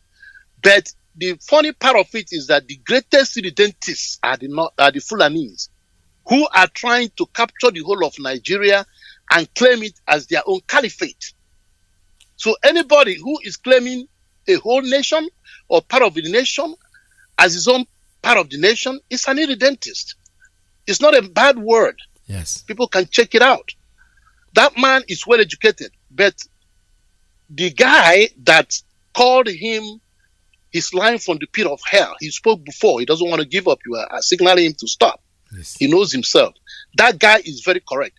The only way I faulted this doctor is where he said that the Northerners have been championing the issue of Nigeria, trying to make Nigeria work. That's a lie. It's a big lie. They are the ones that are trying, they are the greatest irredentists who are trying to, gradually claim the whole of Nigeria as their caliphate. And these are the Fulanese. So he is wrong in that aspect. Now, he said also one thing that was very true. He said the other political leaders, whether they are from the southwest or southeast, are divided between their personal interest and the interest of their whole people. They will tell you they want Nigeria to be restructured, then they go to Abuja, they come back, their only concern is their selfish enhance to become either the president of come 2023. So they are divided. So this man is very correct in what he said. Yes. But we know that why they are doing what they are doing is because they now found out that Nigeria is irredeemable. Yes. Because of the fact that the country is owned by the people and the people have risen up.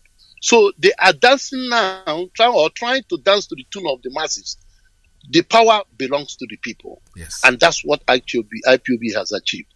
Thank you, my brother. Thank you very much. Dr. Ipiras. I am a Canonite. Thank you. Thank you. Yes, Canonite. That's correct. That's yesterday, like I said before, I saw it on Facebook. Somebody was trying to correct it. Say it's not Canonite, it's Canolite. No, it's not light, it's night.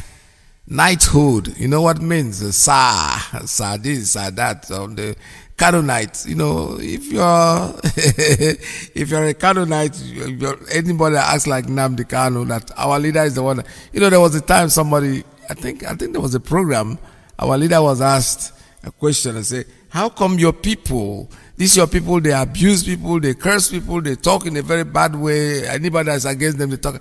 And I'm saying, well, maybe they learned it from me. I love that one so much because as if I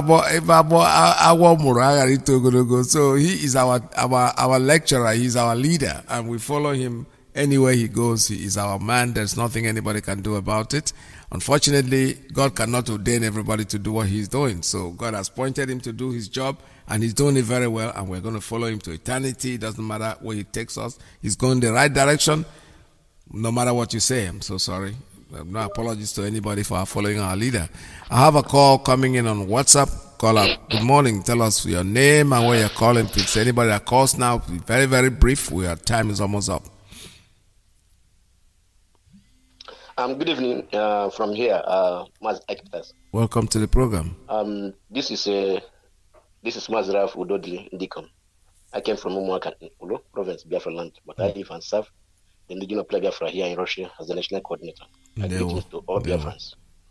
More especially to our leader, Mazi Iyke, IPOB, Russia family. We are bringing our condolence to you, our leader, Mazi Iyke, and Her Excellency, the First Lady of Biafra, Uchechi Okukano, for the loss of our beloved parents. We pray that Elohim will grant her internal rest in his bosom, because that is the place that the people that have a connection and also people that have sacrificed for Biafra, we have the internal rest until all of us we meet there to part no more. So our great leader have paid a lot of price in this struggle, and that's why we that are members of IPOB, any place we are, it's our duty to make sure that we support him to our maximum strength and energy to make sure that Biafra is realized. Concerning the clip that we played today, actually the Fulani gender with Cabal and their cohort, they know that Nigeria is now irredeemable. They have seen they can be able not to read the handout of the world, because since they thought that we are joking, but now they have seen that we mean business, and that's why they are using now every tactics. Remember that one of the tactics, one of the strategy of Fulani is deceit, lies. It is to deceive your enemy with sweet words, with lies, with kind words. So that's the way they operate. So, but unfortunately, before they start all this game, our leader have already educated us. We know they are starting any place, even before they cough, we know where they're going. So, unfortunately to them, bad news to them is that Biafra have come to stay. And ESN and the unknown government, they are there to fight for justice, to fight for the people that Nigeria government and British have killed, starting from since 1960 to today. So these men that God sent to us are there to avenge their death. And we that are members of IPOB, it's our duty to make sure that we support them with our finance, especially all of us that in abroad. So that's what I want to say, because I know that time is it's not on our side. Thank you. Mazi Iyke, may Elohim bless you and continue guiding you, and also give you more grace to continue serving our motherland. I'm signing off from here in Moscow. Thank you very much. Thank you very much, sir. Let's see if you have time. Okay, I will take just one more call on straight line. I will call it today. Caller, good morning. Tell us your name and where you're calling from. Yes. Mazi Iyke, can you hear me? Yes, good morning. Welcome to the program. Yes. Mazi Iyke, you go to Kokikabi Amaderejo. There we Biafrans all over the world. You go to Kokikabi Amaderejo, where there are in the ebe niile ọtụ kwụsịrị anyị n'elu ụwa. Dede Nnamdi Kanu, dede Jisike. Dede, if we lose this opportunity, dede, we are gone. Dede, we cannot wait for America. We cannot wait for any nation in this. Hello? Oh, I don't know what happened to your line. Hello? All right, call us back. Let me take another call. I'll oblige you. Call us back when you're ready. Caller on straight line, please tell us your name and where you're calling from. Mazi Iyke, good morning. Welcome to the program. This is Mazi Iyke calling from here, New York City, IPOB, Bronx, Zone 2. Oh, welcome to the program. Yeah, I want to take a clip from our leaders' broadcast last night. Yes. On the issue of the Christian leaders. You see, I'm a Catholic, born and raised, uncle, a Reverend Father, cousins, a lot of them, Reverend Fathers, friends, but I remember one of them. And all this predicament we're going through, why are the Christian leaders not the hierarchy, the Vatican and Canterbury? They don't say nothing, okay? And you do know that we, as I know the fact, okay, we collect millions of dollars every diocese, send it to Vatican and Canterbury. I'm talking from the Catholic perspective. I know about the Vatican. Okay, they send this money. They're using this money to to fix their problem over there. and they're not saying nothing against our predicament. And so why are we still sending money to these guys? We send our money to them, okay? I believe that Biafra land is where we collect the highest number of, money sending to Vatican. What do they ask themselves if these people, when they exterminate us, this money will start flowing over there? And they're not saying, no, this is where I miss John Paul II. Even Okoje, when he was the Archbishop of Lagos, he used to fight this government. Okay? After John Paul II to me, the rest are jokers. And they're not saying nothing about our predicament. And we see sending money to them. They collect this money, they remain quiet. Do you know that if Arinze had been championing this our cause, the situation would have been different? Yes. But Arinze, you know what he said the last time. So, you see, some people might be upset with this what I'm trying to say. I believe we need to have our own. See, we start sending this money to this Vatican. If you have our way, we send more money to Vatican and Canterbury. We just want to put it here. That's why you see this Yoruba. You don't have a lot of Yoruba people in Catholic Church and Anglican. They're not there because they don't believe in sending our money outside.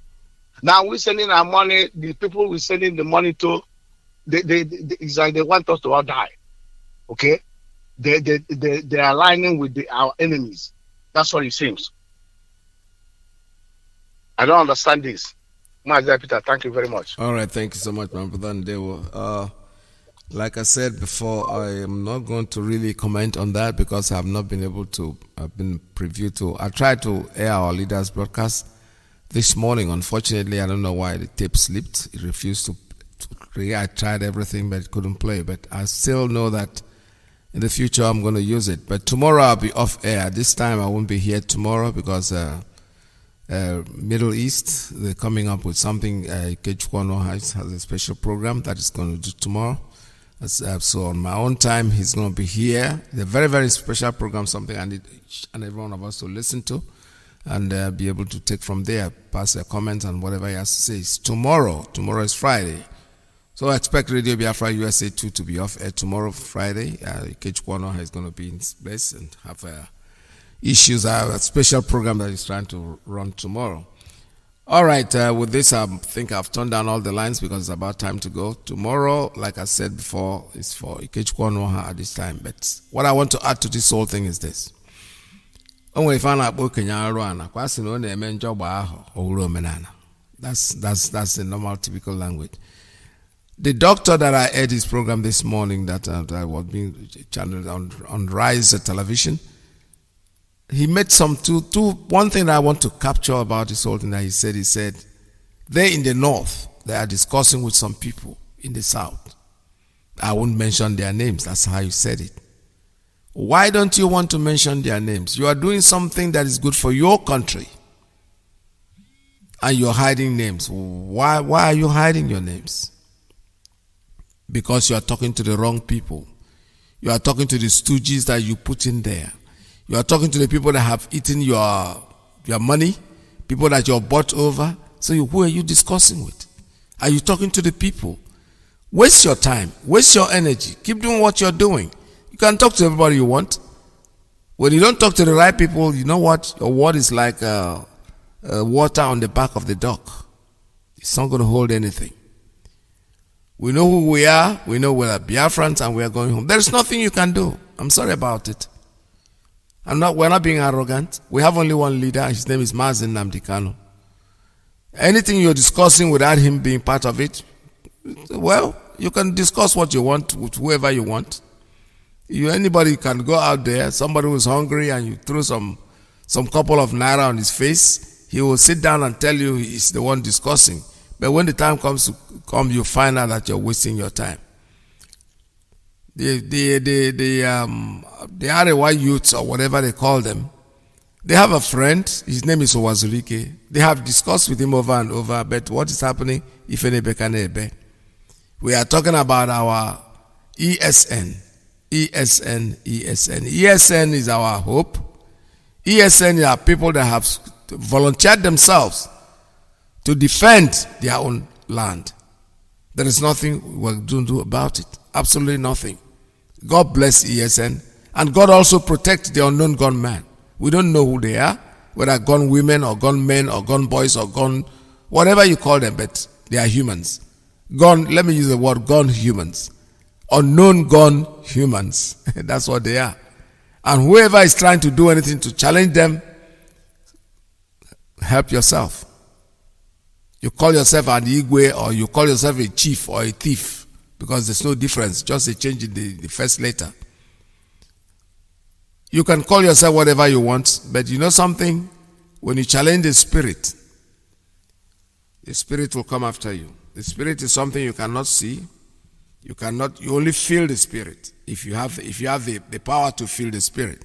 So if you think you can go out there and challenge them, these spirits, these angels are coming, they will come after you. We are here in Radio Biafra, we are listening, we are watching. Nobody's going to change what we have believed in. You can believe in whatever you want, but you know something? We know and we believe in Biafra. That after this is gone, they will always wish that we were here, we live forever, because we are IPOB. There's nobody like us. Radio Biafra is where we worship, and Biafra is our religion. With these words, I tell you, listen to this.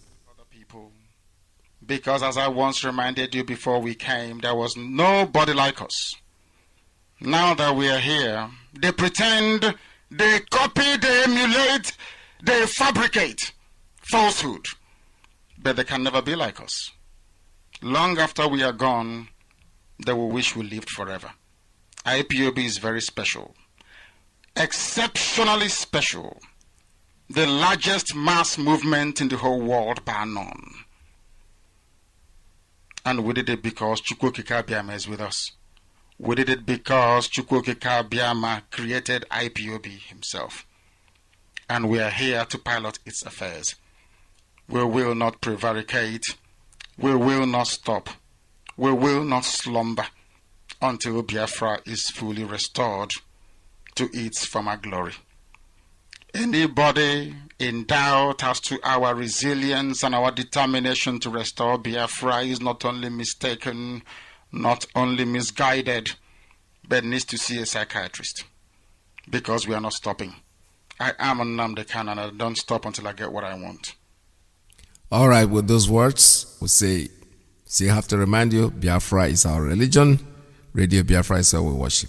Stay tuned, don't go away, because Mazi Iyke takes the podium next. I have to remind you, Biafra is our religion. Radio Biafra is where we worship. Stay tuned, don't go away, because Mazi Iyke takes the podium next. Papa, give men, they gave Biafra because only women will run away.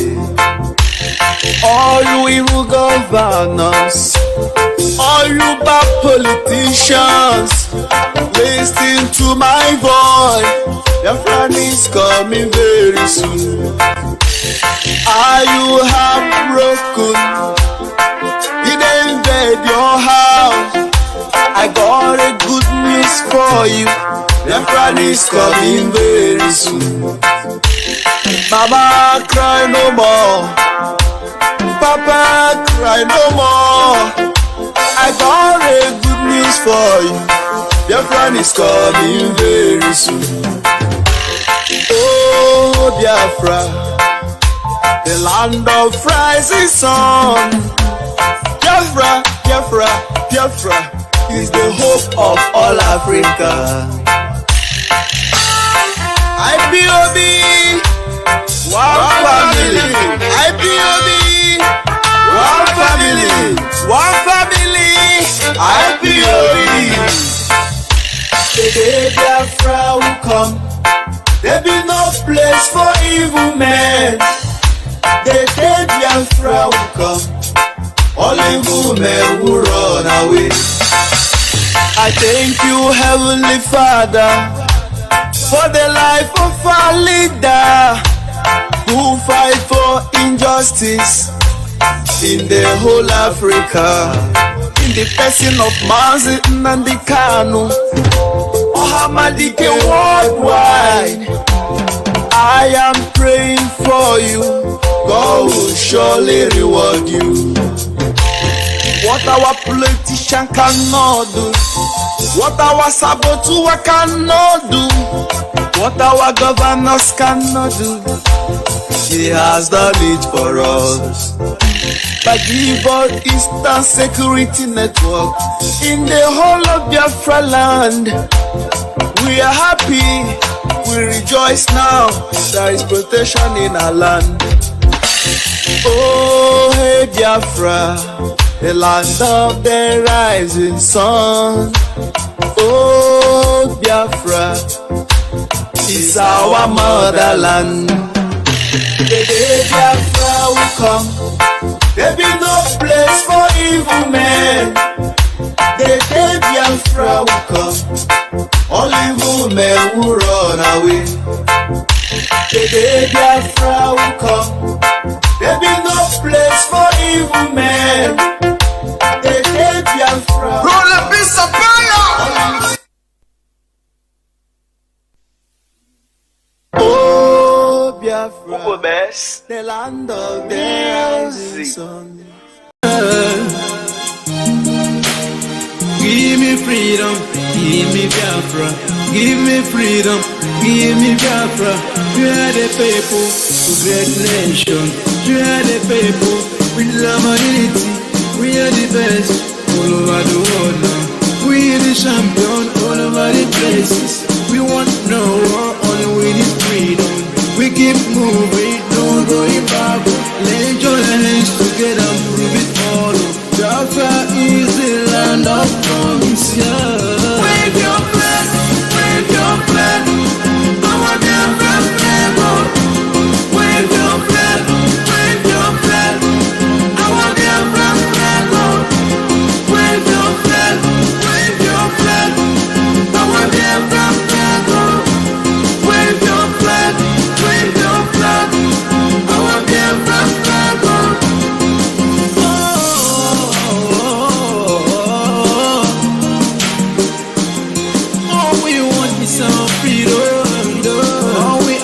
Is our freedom, freedom. We are not here to fight anyone. We are not here to quarrel anyone. We have come to collect what belongs to us.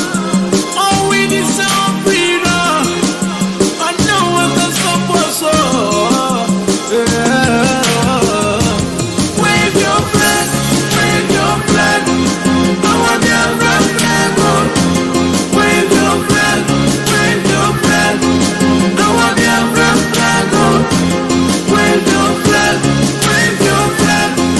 Our Biafra flag, oh. Wave your flag, wave your flag. Our Biafra flag, oh. We are the people, we love our unity. We are the people, with great nation. All we want is our freedom. No one can stop us. Let's keep on playing for freedom. We are the best.